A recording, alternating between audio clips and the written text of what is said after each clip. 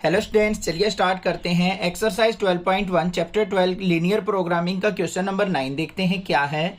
Solve the following linear programming problem graphically. हमें यहाँ पे एक प्रॉब्लम गिवन है एलपी की, उसको हमें ग्राफिकली सोल्व आउट करना है।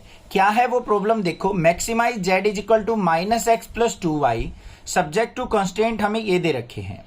हमारे पास फंक्शन दे रखा है z इक्वल टू -x+2y, इसको मैक्सिमाइज करना है और in given conditions, in limitations को आपको ध्यान रखना है। तो देखो कैसे करेंगे। यहाँ पे सबसे पहले देखो z इज इक्वल टू क्या है -x+2y और सब्जेक्ट टू कंस्ट्रेंट क्या दे रखे हैं हमें, लिख लेंगे इनको कंस्ट्रेंट। इनको इक्वालिटी में ले लेंगे। सबसे पहला जो है हमारा x इक्वल टू 3, इसको इक्वालिटी में ले लेते हैं। दूसरा क्या है x प्लस वाई जो है इक्वल टू 5 और x plus 2y equal to 6, ये दे रखा है हमें।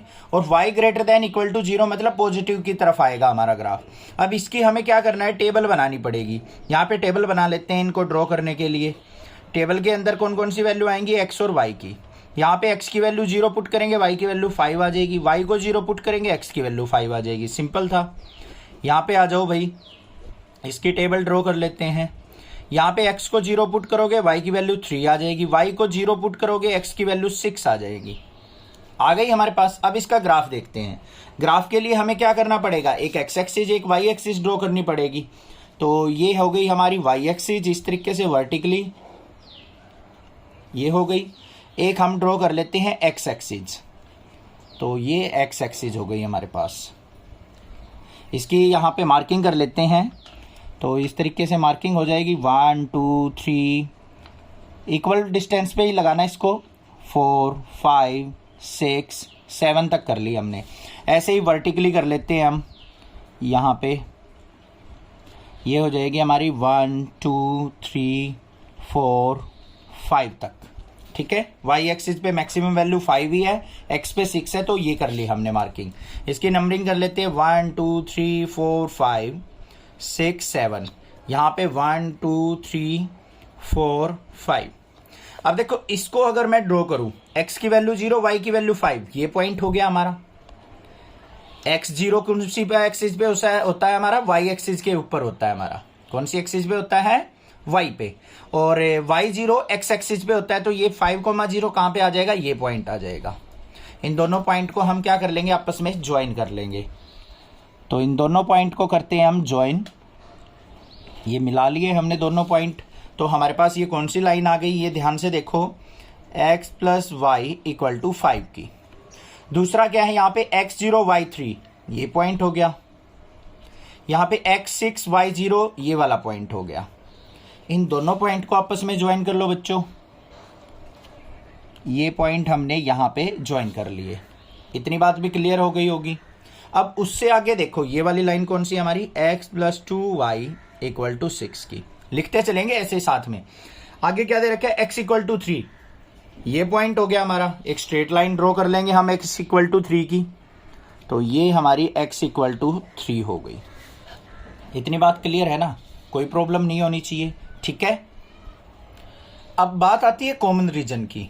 यहाँ पे कॉमन रीजन कैसे निकले, यहाँ पे देखो ऊपर वाली लाइन ये है, तो ये पॉइंट ऑफ इंटरसेक्शन देखते हैं हम क्या है। ये पॉइंट ऑफ इंटरसेक्शन क्या होगा, x इक्वल टू 3 पुट कर देंगे इस वाली इक्वेशन में। x plus Y equal to 5 था, तो यहाँ पे x इक्वल टू 3 पुट कर दिया। 3 प्लस वाई इक्वल टू 5 और y इज इक्वल टू क्या आ जाएगा, 5 माइनस 3 मतलब y इज इक्वल टू 2।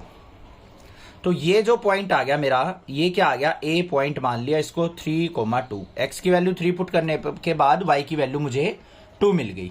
ठीक है बच्चों। अब देखो यहाँ पे क्या करते हैं, हमें एक ओरिजिन से पास होती हुई एक डॉटेड लाइन ले लेते हैं। क्या ले लेते हैं, ओरिजिन से पास होती हुई एक डॉटेड लाइन। ये इमेजिनरी लाइन है, हमने अपने पास से ली है।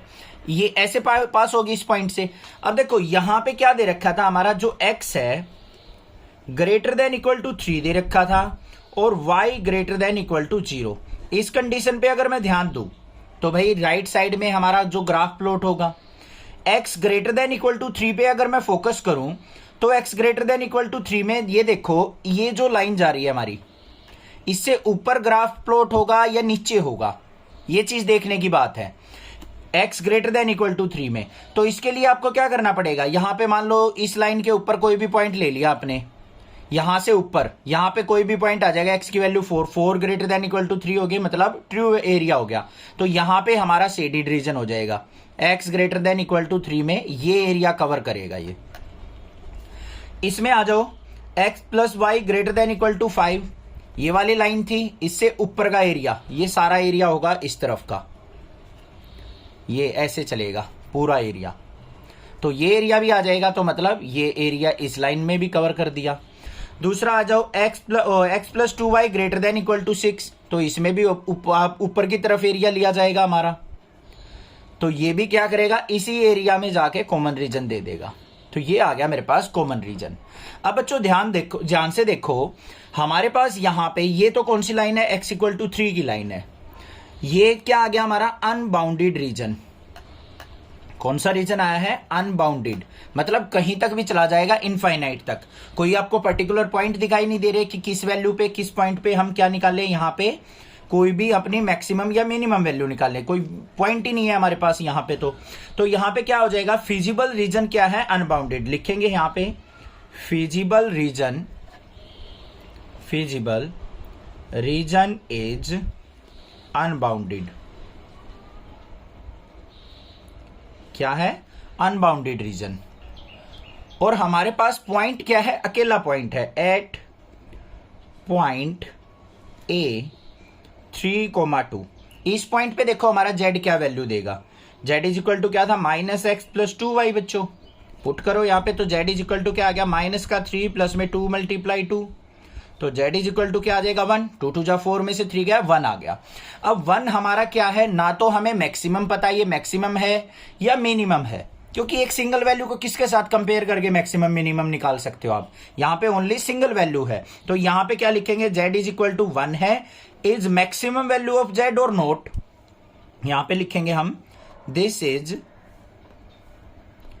Maximum value or not. So यहां पे क्या लिख देंगे, there is no maximum value of z। So there is no maximum value of z। तो 1 का तो हमें पता नहीं है मैक्सिमम है या मिनिमम है, एग्जैक्टली तो हमें नहीं पता लगा यहाँ पे, तो हम लास्ट में लिख देंगे कि यहाँ पे मैक्सिमम वैल्यू ऑफ z नहीं है। ऐसे ही मिनिमम पूछा होता, उस केस में भी ऐसे ही होता, क्योंकि एक सिंगल वैल्यू को हम किसी के साथ कंपेयर ही नहीं कर सकते, तो उसको मैक्सिमम मिनिमम हम कैसे डिसाइड कर दें, अपने पास से तो कर नहीं सकते कि 1 को मैक्सिमम मान लूं सर, 1 को मिनिमम मान लूं, ऐसा नहीं हो सकता। तो एक पर्टिकुलर वैल्यू को हम किसी से कंपेयर नहीं करेंगे, उसको हम लिख देंगे कि इसकी मैक्सिमम मिनिमम वैल्यू कोई भी पॉसिबल नहीं है। क्लियर हो गया क्वेश्चन, समझ में आ गया? कोई भी दिक्कत लगे आप मुझसे पूछिए, अदरवाइज चैनल को सब्सक्राइब कीजिए, लाइक कीजिए और शेयर कीजिए। Thank you students for watching next classes video.